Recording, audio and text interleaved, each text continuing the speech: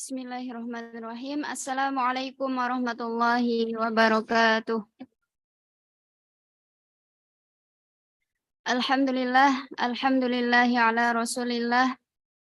Alhamdulillahi rabbil alamin. Wabihi nasta'in wa ala umuri dunya wa din. Wassalatu wassalamu ala rasulillah wa ala alihi wa ashabihi wa man tabi'ahum bi ihsanin ila yaumiddin. Alhamdulillah, puji syukur marilah kita haturkan kepada Allah Subhanahu wa taala yang mana pada pagi hari ini kita bisa bersama-sama menuntut ilmu di majelis yang insya Allah penuh barokah ini. Dan marilah kita selalu bersyukur kepada Allah, karena ketika kita bersyukur maka Allah akan menambahkan banyak kenikmatannya kepada kita semua. Sebagaimana yang Allah sudah janjikan ya, wa idz ta'adzana rabbukum la in syakartum la azidannakum wa la in kafartum inna adzabi lasyadid. Ya, jika kita bersyukur kepada Allah maka Allah akan tambah. La azidannakum, maka kami akan tambah. Wa in kafartum inna adzabi lasyadid. Dan jika kalian mengkufuri nikmat yang telah Allah berikan, maka azab Allah itu sangat dahsyat ya. Inna adzabi lasyadid. Sungguh sangat dahsyat. Kemudian salawat dan salam semoga tetap tercurah limpahkan kepada Nabi kita, yaitu Nabi Muhammad Sallallahu Alaihi Wasallam, yang mana beliau telah membawa kita dari jalan kegelapan menuju satu titik cahaya terang, yaitu ad-dinul Islam. Yang mana dulu dari zaman jahiliyah sampai sekarang ini kita bisa menikmati zaman yang penuh dengan luar biasa ya, luar biasa, penuh dengan ilmu, penuh dengan hal-hal kebaikan lainnya. Kemudian saya di sini menggantikan Ustadz Basuki Zulianto ya, karena beliau kebetulan hari ini sedang ada acara yang tidak bisa ditinggalkan. Jadi tadi malam beliau mengabari saya, bertanya, Ustazah besok ada kegiatan atau tidak, seperti itu.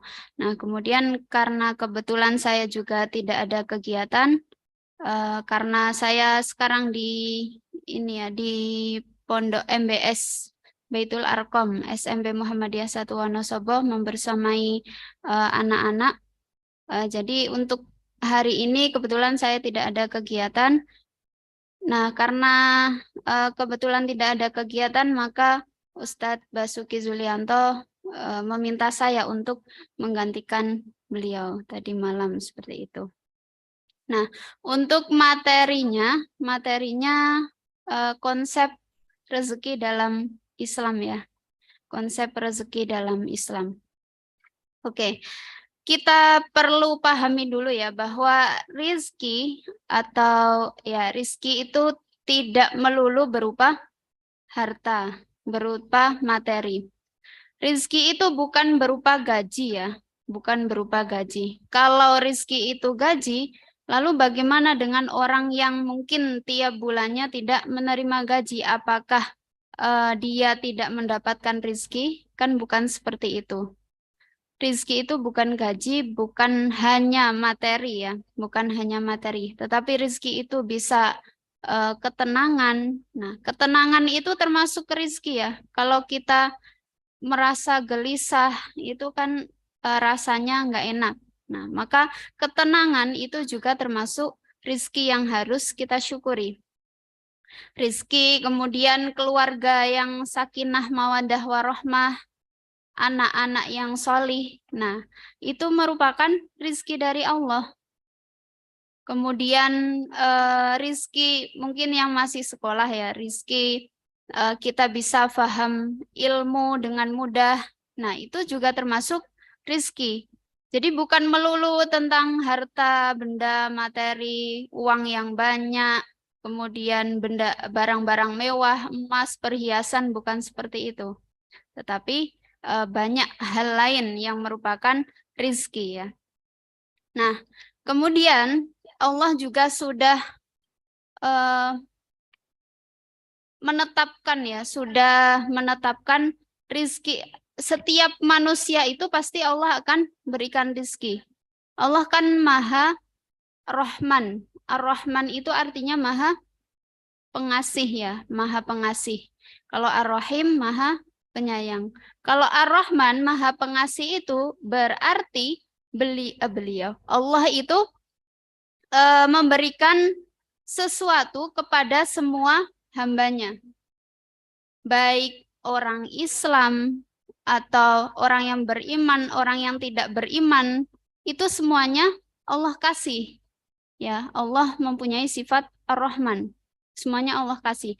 Tetapi kalau yang Ar-Rahim, Allah Maha Penyayang, itu tidak kepada semua ya, tidak semua orang Allah sayangi ya. Tidak semua orang. Tentunya orang yang bertakwa ya, yang Allah sayang gitu. Tapi kalau dengan sifat Ar-Rahman Allah, itu Allah Maha Pengasih kepada siapapun, kepada manusia, kepada makhluk lain, hewan dan lain sebagainya, Allah pasti kasih ya, pasti kasih. Nah, Allah juga sudah berfirman ya dalam Al-Qur'an, wa ma min dabbatin fil ardi illa 'alallahi rizquha wa huwa ya'lamu mustaqarraha wa mustauda'aha. Kemudian kullun fi kitabim mubin. Dan tidaklah semua yang bergerak atau bernyawa di muka bumi ini sudah Allah jamin rizkinya. Ya, illa 'alallahi rizquha. Sudah Allah jamin rizkinya. Kemudian wa ya'lamu mustaqarraha wa mustauda'aha. Dan dia mengetahui tempat penyimpanannya. Allah mengetahui tempat penyimpanannya. Kemudian kullun fi kitabim mubin. Semuanya itu sudah tertulis dalam kitab yang nyata, atau kitab yang nyata di sini adalah Lauhul Mahfuz ya. Semuanya sudah tertulis. Jadi tenang aja. Kita semuanya pasti mendapatkan rizki, tenang saja ya.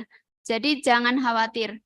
Jangan khawatir. Tetapi kadang masih ada rasa kekhawatiran di dalam diri kita ya. Di dalam diri kita khawatir nanti kalau misalkan mau kuliah nanti biayanya gimana ya.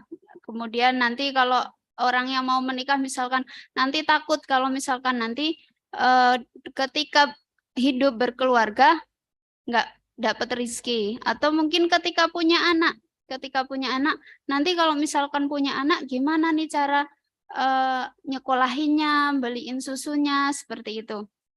Ada rasa khawatir ya, itu mungkin manusiawi ya, manusiawi. Tetapi kita harus menumbuhkan keimanan ya, harus menumbuhkan keimanan, keyakinan bahwa Allah pasti akan memberikan rizki, memenuhi, mencukupi, menjamin rizki kita. Karena sudah Allah tetapkan di dalam Al-Quran, Allah sudah berjanji, Allah sendiri yang berjanji. Ya, Allah sendiri yang berjanji. Nah, kemudian mungkin kita juga bisa belajar dari ini ya,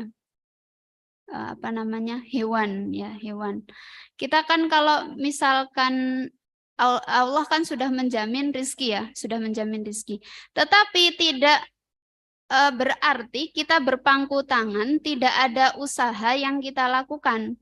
Misalkan kita di dalam masjid, bilangnya tawakal ya, kita di dalam masjid berdoa terus memohon kepada Allah, ya Allah berikanlah rizki, karena Allah akan memberikan rizki kepada orang-orang yang rajin ibadah, misalkan seperti itu, mempercayai seperti itu. Nah, itu adalah konsep yang kurang benar ya, karena walaupun rizki sudah dijamin, tetapi kita juga harus melakukan ikhtiar atau melakukan usaha. Tidak serta-merta kita duduk berdoa, sholat terus-menerus, kemudian berzikir, berdoa meminta rezeki, tapi kita tidak ada usaha apa-apa. Tanpa usaha apapun, ya rezeki tidak akan datang. Seperti itu. Ya, tidak akan datang. Hewan misalkan burung. Burung kalau misalkan di rumahnya terus, di sangkarnya terus, atau di apa namanya, ya di tempatnya ya. Kemudian tidak terbang keluar mencari makan, apakah rizki akan datang dengan sendirinya ke burung itu? Kan tidak ya. Harus ada usaha dari burung tersebut mencari makan. Misalkan kalau di Wonosobo itu ada sebenarnya ada burung emprit ya yang suka makan itu apa? Padi. Ya, itu kan burung emprit itu terbang dari sarangnya, kemudian mencari mana-mana yang ada padinya kan, seperti itu. Bukan terus berdiam diri di sarangnya seperti itu kan, tidak. Kemudian sama juga hewan yang lainnya, misalkan cicak. Cicak itu tidak bisa berjalan kan, hanya di tembok, nempel di tembok ya. Kemudian kan dia pasti akan mendapat rezeki kan dari Allah. Dengan cara apa? Mungkin Allah nanti caranya dengan mendekatkan serangga-serangga yang bisa dimakan oleh cicak itu. Nah, cicak juga berusaha mencari ya, mencari dengan berjalan mengelilingi tembok misalkan kayak gitu. Itu dari hewan. Nah, kita sebagai manusia yang berakal ya, kan manusia yang Allah kasih akal ya, kasih akal, tentunya tidak cukup untuk berdoa saja, tetapi harus dibarengi dengan ikhtiar atau usaha. Nah, ini ada kisah ya terkait ikhtiar mencari rizki itu. Kisah antara Umar bin Khattab dengan sekelompok pemuda. Umar bin Khattab pada waktu, jadi Umar bin Khattab itu waktu itu menjadi khalifah. Dan sedang berkeliling. Kalau khalifah pada di zaman Umar, dari Abu Bakar ya, Abu Bakar, Umar, Utsman, Ali. Beliau-beliau ini kan ketika menjadi khalifah tidak mempunyai rumah khusus ya, istana misalkan, tidak mempunyai rumah khusus atau nanti punya ajudan seperti itu kan, tidak. Jadi beliau itu berkeliling, biasanya berkeliling, nanti ada yang menyamar sebagai orang biasa atau menutup mukanya sehingga tidak bisa dikenali. Ada yang seperti itu. Nah, Umar bin Khattab itu ketika berkeliling sedang menengok-nengok keadaan kota pada saat itu. Nah, tiba-tiba Umar melihat ada sekelompok pemuda yang sedang berada di masjid ya. Berada di masjid sedang berdoa ya, berdoa memohon rezeki kepada Allah ya. Kemudian Umar bertanya, "Wahai pemuda, sedang apa kalian?" gitu kan. Kemudian pemuda-pemuda itu menjawab, "Kami sedang berdoa kepada Allah. Bukankah Allah itu memberikan rezeki kepada orang yang bertawakal?" Gitu. Nah, kemudian Umar menjawab, "Nah, tawakal itu dilakukan setelah kita berdoa dan berusaha. Jadi tidak cukup dengan berdoa saja atau tidak cukup dengan usaha tanpa doa, ya. Doa, usaha, kemudian tawakal seperti itu. Jadi bukan tawakal dulu di awal, tapi usaha, doa, tawakal seperti itu. Nah, kemudian Umar bin Khattab melanjutkan, Allah itu tidak akan menurunkan hujan emas atau perak. Nah, kemudian pemuda-pemuda ini akhirnya keluar dari masjid untuk bekerja seperti itu, ya. Jadi tidak cukup dengan doa, tetapi harus dibarengi dengan ikhtiar. Nah, Allah menciptakan manusia itu kan sangat dahsyat ya. Allah menciptakan manusia itu tidak hanya diciptakan, tetapi juga punya misi. Ya, diciptakan plus ada misi dari penciptaan manusia itu. Jadi tidak hanya sekedar oh manusia aku ciptakan seperti itu. Enggak, tapi ada misinya. Karena Allah berfirman ya, wa id qala rabbuka lil malaikati inni khaliqun basyaron inni khaliqum basyaron min tin.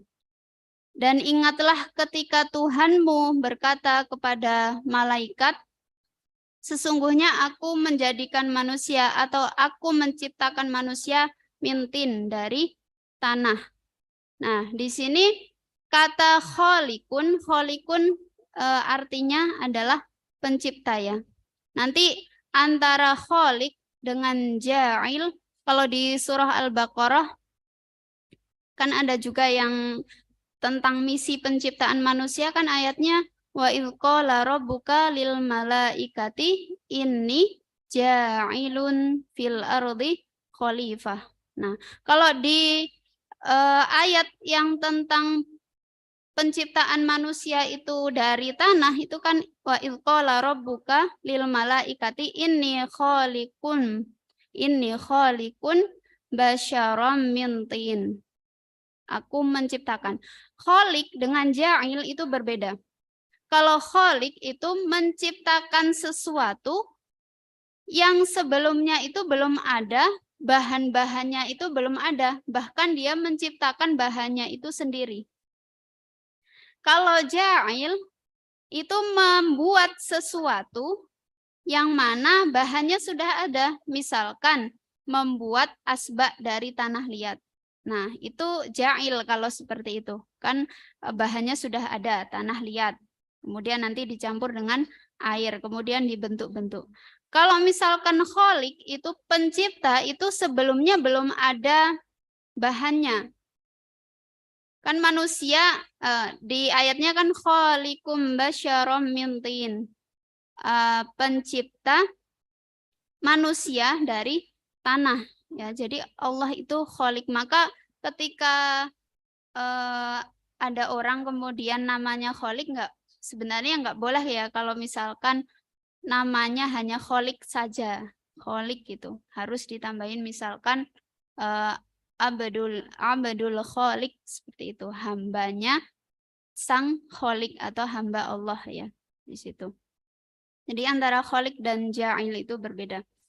Nah, kemudian di sini Allah menciptakan manusia dengan tanah. Nah, misinya itu adalah di Quran surah Al-Baqarah ayat 100 kalau nggak salah 168 ya, atau ayat berapa saya lupa ini. Wa idz qala rabbuka inni ja'ilun fil ardi khalifah. Jadi misinya itu adalah sebagai khalifah ya, sebagai khalifah. Nah, di sini ketika kita menjadi khalifah, manusia itu dijadikan sebagai khalifah dan manusia itu diciptakan dari tanah, itu kan Allah memberitahukan kepada malaikat ya. Dan di sini menunjukkan bahwa penciptaan manusia dan misi penciptaan manusia itu adalah sesuatu yang dahsyat sekali. Bahkan sampai dikabarkan dulu kepada para malaikat.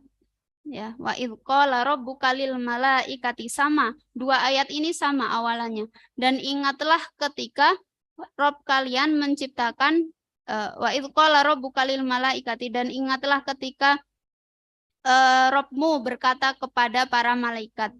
Jadi disampaikan dulu kepada para malaikat seperti itu.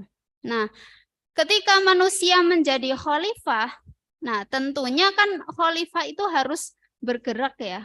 Khalifah kan bisa nanti artinya pengganti. Misalkan kalau di dalam keluarga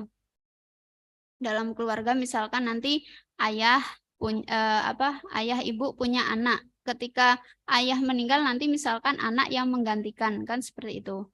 Kalau dalam masyarakat misalkan nanti ada ketua RT, misalkan ketua RT nanti sudah habis masa jabatannya, kan nanti ada yang menggantikan. Nah, itu kan pergerakan manusia. Nah, salah satu manusia menjadi khalifah itu adalah yaitu mencari rizki, ya, rizki. Walaupun rizki sudah ditetapkan, tetapi harus kita ikhtiarkan. Nah, rizki tadi kan diberikan kepada seluruh manusia, tetapi nanti ada konsepnya, ada rizki itu yang diberikan kepada seluruh manusia, ada yang diberikan kepada orang yang beriman. Nah, nanti ada kekhususannya. Kalau misalkan diberikan kepada orang beriman, misalkan nanti akan lebih cepat, misalkan seperti itu. Nanti ada. Nah, yang pertama, rizki yang diberikan kepada umum dulu, umum kepada seluruh manusia. Ya, ayatnya di Quran surah Al-Baqarah ya, ayat 168. A'udzu billahi minasyaitonir rajim. Ya ayyuhan nasu kulu mimma fil ardi halalan thayyiba. Ya ayyuhan nasu, wahai manusia, kulu min thayyibati, makanlah oleh kalian dari yang baik-baik. Ma razaqnakum, apapun ya, ma di sini apapun, semuanya apapun. Min thayyibati, dari yang baik-baik, halalan ya. Tadi ayatnya ya ayuhan nasu kulu mimma fil ardi halalan thayyibah, halalan yang halal, thayyiban lagi thayyib. Nah, di sini menggunakan kata annas ya, menggunakan kata annas. Kalau menggunakan kata annas itu berarti menyeluruh semua manusia, tidak hanya orang yang beriman saja, tetapi semua manusia. Ya ayuhan nasu kulu mimma fil ardi halalan thayyiban. Nah, ma di sini kan ada mimma ya. Itu kan asalnya adalah min dengan ma. Nah, kemudian diidghamkan jadinya mimma. Min itu kalau ma itu berarti segala sesuatu, apapun tanpa terkecuali. Tapi di situ ada min, mimma, berarti min di situ adalah min ba'diyah atau menunjukkan sebagian dari. Jadi mimma itu sebagian dari segala sesuatu fil ardi, di bumi. Halalan thayyibah, yang halal lagi thayyib ya. Jadi semua manusia ya, semua manusia itu sudah dijamin rizkinya oleh Allah, baik orang yang beriman ataupun tidak beriman. Tetapi kalau misalkan orang yang beriman, ya orang yang beriman tentunya akan ada kelebihan-kelebihannya. Ya, akan lebih cepat lah atau lebih cepat ketika mendapatkan rezeki. Nah, nanti ayatnya di Quran surah Al-Baqarah ayat 172. Nah, kalau tadi ayatnya yang Allah memberikan semua rizki kepada seluruh manusia itu ya pakai ya ayyuhan nasu, an-nas ya, di situ menunjukkan kepada keumuman seluruh manusia. Kalau untuk orang yang beriman, ayatnya ya ayyuhalladzina amanu. Jadi awalannya memakai kalimat ya ayyuhalladzina amanu. Artinya wahai orang-orang yang beriman. Nah, kemudian di situ juga memakai kulu, kata kulu. Kulu, makanlah. Kulu min thayyibati ma razaqnakum. Dari yang baik-baik, dari apapun yang telah kami rizkikan kepada kalian. Kalau tadi yang ayat pertama min thayyibati ma razaqnakum halalan thayyiba. Kemudian kalau ya ayat pertama ya ayuhan nasu kulu mimma fil ardi ya. Kulu mimma fil ardi halalan thayyiba. Kalau yang ayat kedua kulu min thayyibati ma razaqnakum. Jadi beda. Yang ayat pertama kulu mimma fil ardi halalan thayyiba. Yang ayat kedua untuk orang beriman kulu min thayyibati ma razaqnakum. Nah, kulu di sini kan artinya makanlah ya. Jadi makanlah di sini bukan berarti disuruh makan tok gitu. Disuruh makan saja. Tetapi maknanya itu adalah bergerak ya, bergerak. Kalau misalkan orang mau makan bergerak atau tidak? Ya, kalau misalkan kita merasakan lapar, misalkan di rumah tidak ada makanan, kan bergerak untuk membeli makanan atau membeli nasi, kan seperti itu. Nah, kalau misalkan seorang ayah bekerja, nah misalkan ditanya oleh istrinya, Pak mau kemana? Kan nanti jawabnya mau mencari sesuap nasi. Nah, makanya di ayat ini kulu pakainya, makanlah oleh kalian. Nah, makanlah di sini bukan berarti hanya disuruh makan, tetapi maknanya adalah kita diminta untuk bergerak, untuk mencari rizki, ya. Untuk bergerak mencari rizki. Ayo gerak, gerak, gerak, kerja, kerja, kerja. Kalau misalkan tidak bergerak, tidak bekerja, nah nanti misi manusia menjadi khalifah itu ya tidak akan tercapai, ya. Makanya manusia disuruh bergerak. Kalau dalam ilmu balaghah ya, yang kulu itu kan artinya makanlah, ya, makanlah itu sebagian. Kalau dalam ilmu balaghah itu maknanya dzikrul ba'di yuradu bihi kulluh. Jadi disebutkan sebagian tetapi maknanya adalah keseluruhan. Dia yang disebutkan kan hanya makan ya. Tetapi ada banyak hal yang lain, pekerjaan yang lain, tidak cuma makan, tetapi perintah untuk bekerja dan lain sebagainya. Intinya adalah bergerak di situ ya.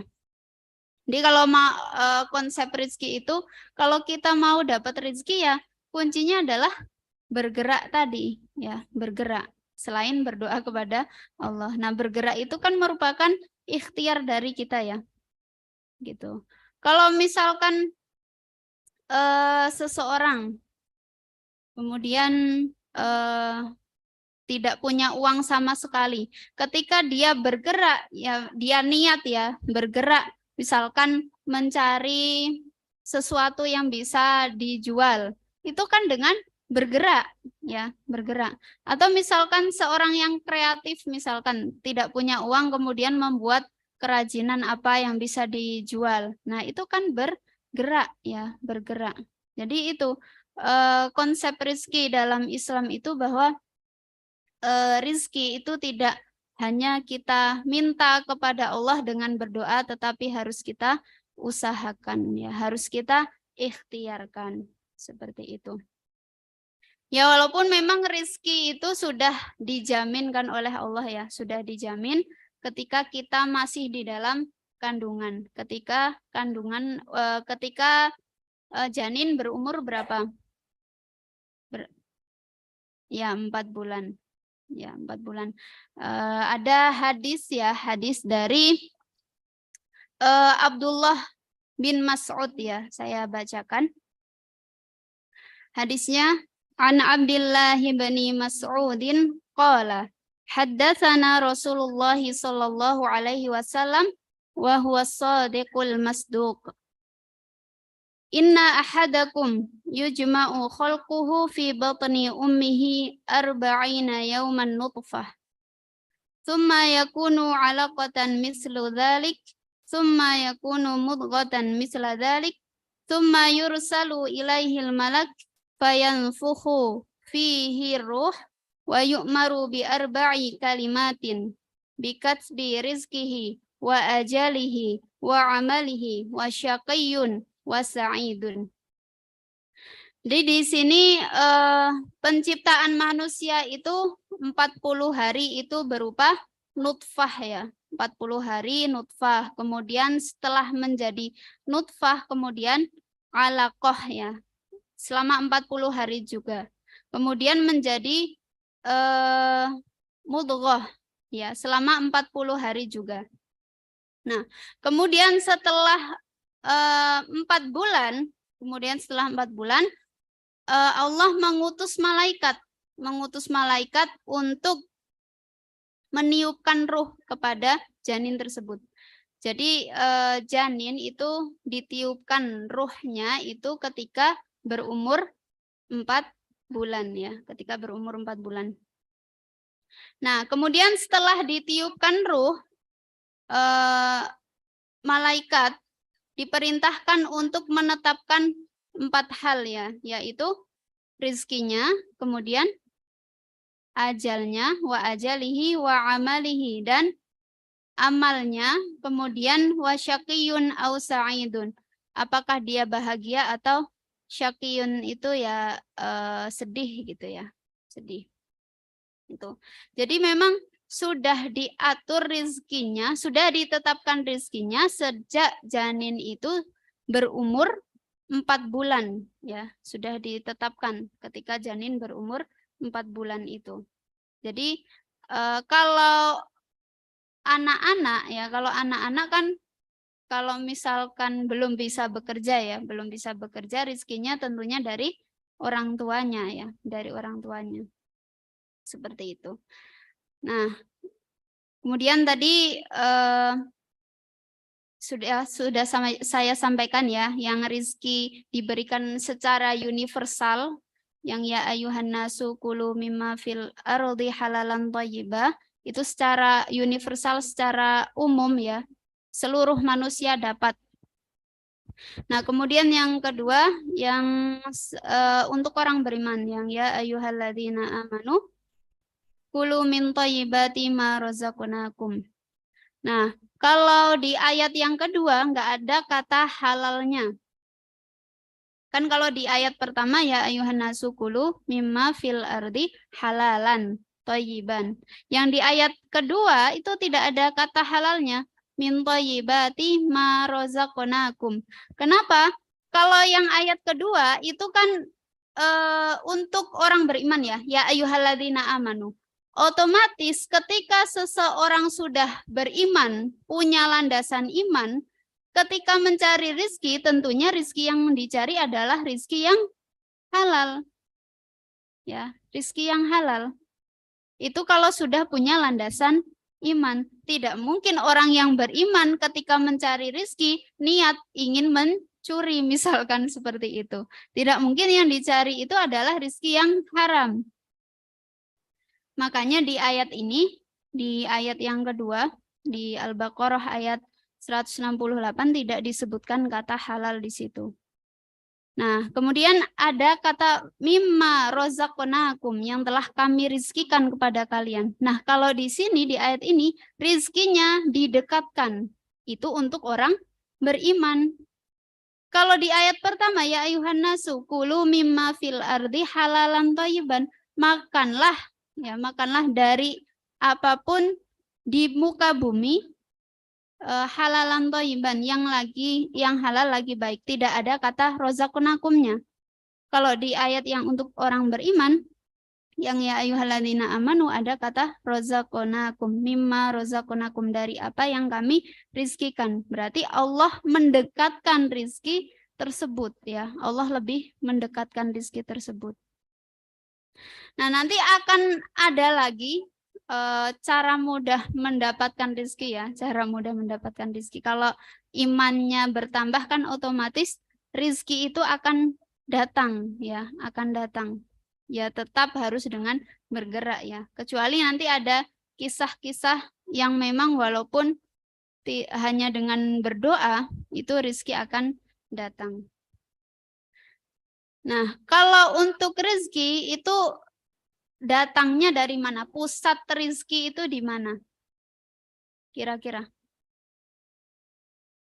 Nah, kalau di Al-Quran ya, di Al-Quran itu disebutkan wafis sama'i rizqukum wa ma tu'adun. Ya. Dan di langitlah rizki kalian wa ma tu'adun, dan segala sesuatu yang sudah dijanjikan. Wa ma tu'adun. Jadi rizki kita itu adanya di langit ya. Kemudian Allah turunkan ke bumi. Dari langit Allah turunkan ke bumi. Jadi pusatnya rizki itu ya tentunya dari Allah ya. Kalau misalkan kita kan diberikan apa ya, bumi ini kan sangat luas ya, sangat luas. Sangat luas. Ada petani yang mungkin nanti menanam padi, kemudian tumbuh. Nah, itu kan dari usaha manusia. Tetapi siapa yang memberi rizki? Yang memberi rizki ya tetap Allah Subhanahu wa Ta'ala. Walaupun misalkan manusia sudah berusaha sekuat tenaga, sudah menanam padi dengan begitu baik, tetapi ternyata nanti hasilnya tidak sesuai dengan yang diharapkan atau hasilnya cuma dapat sedikit. Nah, itu berarti rizkinya ya memang segitu. Rizki yang Allah berikan ya memang segitu. Rizki yang Allah tetapkan segitu. Walaupun usahanya sudah maksimal. Tetapi kembali lagi kepada ketentuan Allah Subhanahu wa Ta'ala. Seperti itu. Kan Allah ya yang memberikan rizki. Kita manusia hanya bisa berdoa, berusaha, kemudian setelah berdoa dan berusaha kita menyerahkan sepenuhnya hasilnya kepada Allah. Maka ketika kita sudah tawakal, hasil sedikit atau banyak, ya tentunya kita akan menerima dengan lapang dada. Ya, kalau misalkan tidak tawakal, misalkan hasilnya cuma dapat berapa, sedikit ya, sedikit, tentu akan merasa menyesal atau akan merasa kecewa seperti itu. Tetapi kalau misalkan memang sudah tawakal, menyerahkan sepenuhnya hasilnya kepada Allah, berapapun yang kita dapat, pasti kita akan menerima dengan lapang dada ya. Seperti itu. Nah, Allah memberikan rizki itu sesuai dengan maslahat kehidupan kita ya. Sesuai, sudah disesuaikan. Kita butuhnya berapa, Allah kasih berapa, seperti itu. Kemudian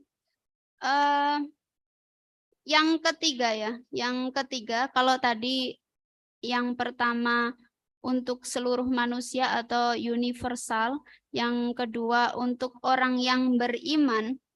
Nah, kemudian yang keempat, yang ketiga ya, yang ketiga ayatnya di Quran surah Al-A'raf ayat 96. Ya. Ayat 96. Bunyi ayatnya, A'udzubillahi minasyaitonirrajim. Walau anna ahlal qura amanu wattaqau lafatahna alaihim barakatim minas sama'i wal ardh. Dan sekiranya penduduk suatu negeri itu bertakwa dan beriman kepada Allah, la fatahna alaihim barakatim minas sama'i wal ardh. Sungguh kami akan bukakan, la fatahna. Nih pakai lam taukid ya di sini, sungguh ya pasti. La fatahna alaihim barakatim minas sama'i wal ardh. Sungguh kami akan membukakan berkah atau rizki minas sama'i wal ardh, dari langit dan bumi. Jadi orang-orang yang bertakwa, beriman dan bertakwa, ya. Kalau tadi yang satu secara umum, yang kedua iman, yang ketiga iman dan takwa. Ya, iman dan takwa.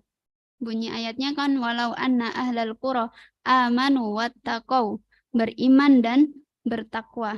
Allah akan membukakan barokah atau rizki yang ada di langit dan yang ada di bumi. Tadi rizki itu kan di langit ya, kemudian Allah turunkan ke bumi.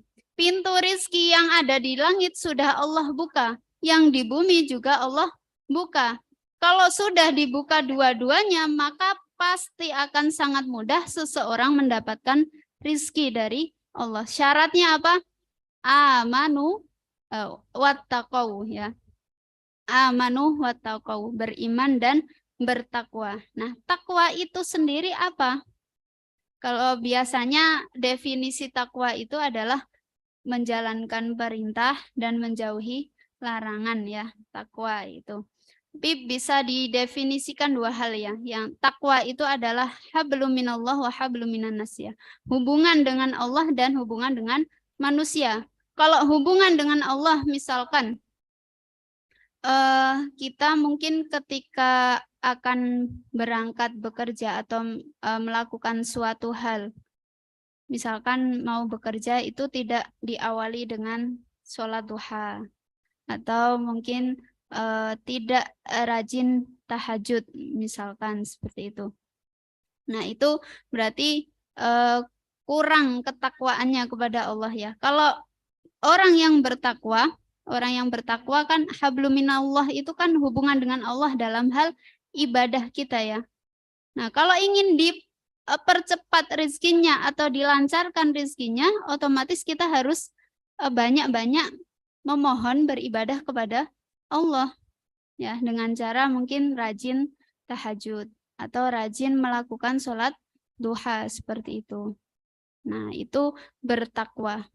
Syaratnya tadi bertakwa dan beriman kepada Allah Subhanahu wa taala. Itu yang ayat ketiga ya, ayat ketiga. Nah, kemudian orang yang bertakwa juga akan Allah mudahkan urusannya. Nah, mungkin ini dari teman-teman mungkin sudah hafal ayatnya ya. Akan Allah mudahkan rizkinya dan akan Allah kasih rizki dari jalan yang tidak disangka-sangka. Ayatnya, wa may yattaqillaha yaj'al lahu makhraja wa yarzuquhu min haitsu la yahtasib. Siapapun yang bertakwa, wa may yattaqillaha, siapapun yang bertakwa kepada Allah, yaj'al lahu makhraja, maka dia akan diberikan jalan keluar. Yaj'al lahu makhraja wa yarzuquhu min haitsu la yahtasib, dan akan diberikan rezeki dari jalan yang tidak disangka-sangka. Misalkan gini, mungkin dari teman-teman juga sudah ada yang mengalami mungkin ya. Misalkan ada seseorang yang batin ya, baru batin. Aduh, panas-panas gini kayaknya enak minum es teh misalkan ya. Panas-panas gini kayaknya enak minum es teh. Nah, tiba-tiba mungkin ada temennya datang bawa es teh seperti itu. Nah, itu dia min haitsu la yahtasib, dari jalan yang tidak disangka-sangka. Baru batin pun sudah dapat rizki, baru batin itu ya. Bagaimana kalau misalkan dibarengi dengan usaha dan lain sebagainya. Itu. Nah, kemudian pengen sesuatu, tiba-tiba ada tetangga yang ngasih. Pengen apa? Tiba-tiba ada orang yang ngasih. Seperti itu. Itu dari jalan yang tidak disangka-sangka ya. Ada kisah, ini dari kisahnya Imam Syafi'i dan gurunya. Guru Imam Syafi'i adalah Imam Malik ya. Jadi kan kalau dalam mazhab itu kan ada mazhab Maliki, ada mazhab Syafi'i. Nah, Imam Syafi'i itu yang gurunya itu adalah Imam Malik yang punya mazhab Maliki. Kalau Imam Syafi'i itu mazhabnya Syafi'i. Mazhab Syafi'i itu yang mengikuti pendapatnya Imam Syafi'i seperti itu ya. Jadi Imam Syafi'i punya guru namanya Imam Malik. Imam Malik. Kemudian Imam Malik dengan Imam Syafi'i itu berbeda dalam memahami konsep rizki. Kalau Imam Malik mempunyai pendapat, bilang ke Imam Syafi'i, kalau misalkan kita takwa kepada Allah, kita tawakal kepada Allah, rizki akan datang dengan sendirinya. Gitu. Nah, kemudian Imam Syafi'i ini bilang kepada Imam Maliki, loh, kok bisa gitu? Padahal burung pun kalau tidak keluar dari sarangnya itu tidak akan bisa mendapatkan rizki. Rizki tidak akan datang dengan sendirinya, harus ada usaha. Nah, kemudian akhirnya dari perbedaan pendapat antara Imam Malik dan Imam Syafi'i ini, kemudian Imam Syafi'i pulang ya, pulang. Tiba-tiba di jalan ada orang yang sedang memanen anggur, ya, sedang memanen anggur. Kemudian orang yang memanen anggur itu bilang kepada Imam Syafi'i, wahai anak muda gitu, ya, masih muda pada waktu itu. Kalau Imam Syafi'i itu masih muda, tapi kalau Imam Malik ya, pada waktu itu umurnya sudah tua ya. Nah, wahai anak muda, mau nggak kalau misalkan membantu manen anggur ini, nanti tak kasih seperti itu. Nah, kemudian akhirnya Imam Syafi'i membantu orang yang sedang panen anggur itu, kemudian Imam Syafi'i dikasih anggur itu oleh petani yang sedang memanen itu. Nah, akhirnya dengan bangganya Imam Syafi'i ini Imam Syafi'i ini bangga karena sesuai dengan pendapatnya konsep rizki itu. Kan harus usaha dulu tadi membantu memanen anggur itu, membantu petani memanen anggur itu, baru dia dapat anggurnya. Kan seperti itu. Bangga dengan pendapatnya. Wah, ini pendapatku benar, pendapat guruku ini yang kurang tepat seperti itu. Akhirnya Imam Syafi'i balik ya. Balik ke tempatnya Imam Malik. Bilang ke Imam Malik, tetapi tidak langsung bilang, wahai Imam Malik, ternyata pendapatmu salah. Nah, seperti itu tidak ya. Ini termasuk adab di dalam ilmu ya, adab dalam mencari ilmu. Walaupun misalkan kita mempunyai pendapat yang tidak sesuai atau tidak sama dengan guru kita, ketika menyampaikan pendapatnya itu harus yang bagus, tidak serta-merta langsung menyalahkan gurunya seperti itu, walaupun pendapat gurunya agak kurang tepat seperti itu ya. Nah, kemudian datang kepada Imam Malik, wahai Imam Malik, tadi menceritakan kejadian yang tadi ya. Tadi saya pas pulang ketemu sama petani yang baru panen anggur. Kemudian petani itu meminta saya untuk membantu memetik anggur. Kemudian saya dikasih anggur itu. Nah, kemudian Imam Malik ini langsung paham dengan apa yang dikatakan oleh Imam Syafi'i. Oh, ini Imam Syafi'i menganggap bahwa pendapatnya itu adalah yang benar. Nah, kemudian Imam Malik mengatakan, wah, hari ini tadi saya batin, hari ini panas sekali, kayaknya enak kalau makan anggur gitu. Nah, ternyata kamu datang membawakan anggur seperti itu. Jadi kalau konsepnya Imam Malik tadi tawakal ya, tawakal nanti akan dapat rezeki. Kalau Imam Syafi'i bekerja dulu baru nanti rezeki akan kita dapatkan. Tetapi tidak ada yang salah ya sebenarnya dengan dua orang ini ya. Tidak ada yang salah. Karena nanti ada juga cerita dari Maryam binti Imron ya. Anaknya Imron, yang Imron itu diceritakan kisahnya di dalam Quran surah Ali Imron ya. Imron itu sudah tua ya, belum punya anak, kemudian istrinya bernazar ya, ya Allah, kalau misalkan aku dikasih anak laki-laki, nanti akan aku berikan atau akan aku serahkan ke Baitul Maqdis seperti itu. Nah, kemudian ketika anaknya lahir, ternyata perempuan yang diberi nama Maryam binti Imron. Nah, ketika masih dalam kandungan ya kalau nggak salah, itu bapaknya meninggal. Imron ini meninggal.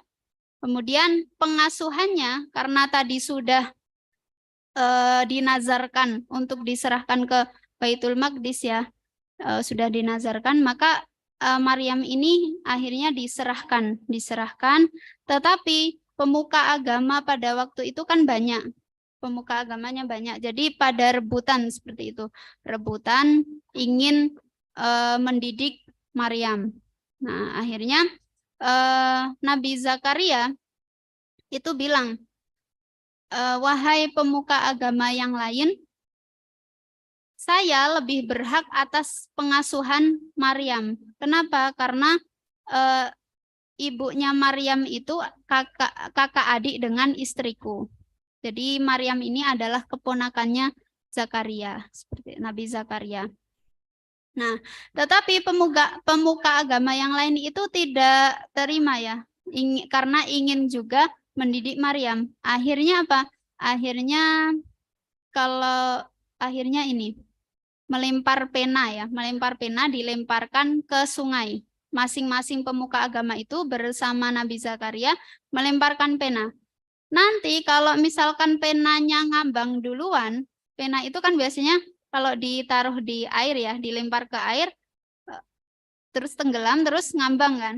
Nah, nanti yang ngambang duluan, yang penanya ngambang duluan, nanti yang berhak mengasuh Maryam.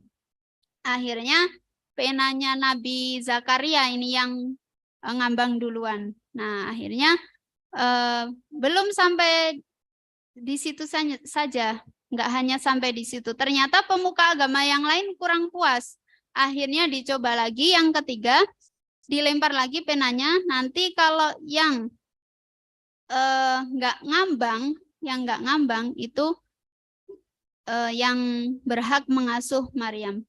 Kan kalau kita logika kan tadi penanya Nabi Zakaria kan ngambang terlebih dahulu. Otomatis kan nanti kalau ngambang duluan, kalau yang ketiga ketentuannya kalau yang ngambang nanti yang mengasuh Maryam, otomatis pasti penanya Nabi Zakaria itu akan ngambang duluan dan akhirnya Nabi Zakaria tidak berhak untuk mengasuh Maryam, kan seperti itu. Nah, akhirnya ternyata pena Nabi Zakaria yang tenggelam. Akhirnya dari situ Nabi Zakaria lah yang berhak untuk mengasuh Maryam. Jadi pada waktu itu setelah Maryam selesai masa penyusuan ya selama 2 tahun, akhirnya Maryam diserahkan ke Baitul Maqdis, kemudian ditaruh di mihrab namanya. Di mihrab. Nah, mihrab itu tempat ibadahnya Maryam ya, tempat ibadahnya Maryam. Tidak boleh ada yang masuk ke mihrab itu kecuali hanya Nabi Zakaria saja pada waktu itu. Yang di mihrab itu kan Maryam dan tidak ada seorang pun yang boleh masuk kecuali Nabi Zakaria. Nah, di cerita ini Maryam itu ketika di mihrab itu mendapatkan sesuatu yang sangat luar biasa. Beliau ini kan Maryam ini wanita yang sangat suci ya, tidak pernah melihat dunia luar, adanya di mihrab terus hanya beribadah dan beribadah berdoa kepada Allah. Nah, terkait dengan rizki, Maryam ini mendapatkan rizki tanpa melakukan pergerakan atau melakukan pekerjaan apapun. Cukup dengan berdoa, rizki pun datang ya. Ayatnya di Quran surah Ali Imran ayat 37. Kullama dakhala 'alaiha Zakariyal mihrab wajada 'indaha rizqa. Qala ya Maryamu anna laki hadza? Qalat huwa min 'indillah. Innallaha yarzuqu man yasha' bighairi hisab. Ya. Kullama dakhala 'alaiha Zakariyal mihrab. Ketika Nabi Zakaria masuk ke dalam mihrab, wajada 'indaha rizqa. Dia mendapati Nabi Zakaria itu mendapati ada rizki di samping Maryam. Wajada 'indaha rizqa. Kemudian qala ya Maryamu anna laki hadza. Kemudian Nabi Zakaria bertanya kepada Maryam, "Wahai Maryam, dari manakah asal buah-buahan ini?" Buah-buahan pada waktu itu, buah-buahan ini. Kemudian Maryam menjawab, qalat huwa min indillah. Ya. Maryam mengatakan ini dari sisi Allah, ini dari Allah, turun langsung dari Allah ya. Kemudian innallaha yarzuqu may yasha bighairi hisab. Kemudian Maryam melanjutkan, sesungguhnya Allah memberikan rezeki bagi siapapun yang Dia kehendaki tanpa perhitungan, tanpa hisab, ya. Gitu. Jadi ketika seseorang sudah bertakwa, beriman, maka Allah pasti akan memudahkan rizkinya. Tetapi tidak cukup dengan kita hanya berdoa saja. Kita kan bukan Maryam ya, bukan Maryam. Kita manusia biasa. Kalau Maryam kan memang manusia pilihan Allah Subhanahu wa taala. Yang mana nanti dari rahim Maryam itu lahirlah seorang nabi yang bernama Nabi Isa ya. Isa bin Maryam. Seperti itu. Kemudian ketika kita mungkin melakukan usaha sudah A, B, C, D, ternyata belum berhasil. Usaha A, belum berhasil. Melakukan lagi usaha yang B, misalkan belum berhasil juga, C belum berhasil. Nah, itu sebenarnya mungkin ya Allah itu pengen untuk kita lebih mendekat. Biasanya kan kalau orang sudah melakukan usaha A, nah kemudian dia kan lebih khusyuk lagi untuk berdoa ya. Ya Allah, kenapa usahaku yang ini belum lancar? Kemudian kan meminta untuk dilancarkan lagi, kemudian minta untuk dimuluskan jalannya, seperti itu. Kan seperti itu. Nah, ketika sudah melakukan usaha A, B, C, D, ternyata belum berhasil, Allah itu pengen kita untuk mendekat kepada Allah. Ya, Allah itu ingin supaya kita lebih dekat. Allah nggak pengen kita jauh ya, nggak pengen kita jauh dari Allah Subhanahu wa taala. Karena Allah itu sebenarnya cemburu ketika kita melakukan kemaksiatan ya. Ketika kita melakukan kemaksiatan. Nah, kalau kita gagal melakukan hal-hal, misalkan sudah melakukan berbagai usaha nggak berhasil, itu sebenarnya Allah pengen untuk kita lebih mendekat lagi kepada Allah Subhanahu wa taala. Seperti itu. Jadi tadi konsep rizki itu ada yang diberikan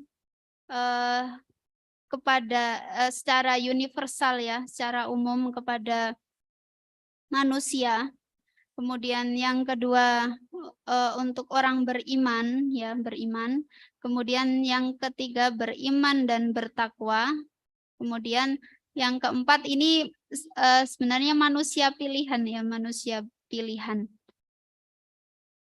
Kalau untuk kita mungkin kalau cuma berdoa saja tiba-tiba turun rizki, misalkan datang pizza gitu ya di hadapan kita, kan tidak mungkin ya, tidak mungkin.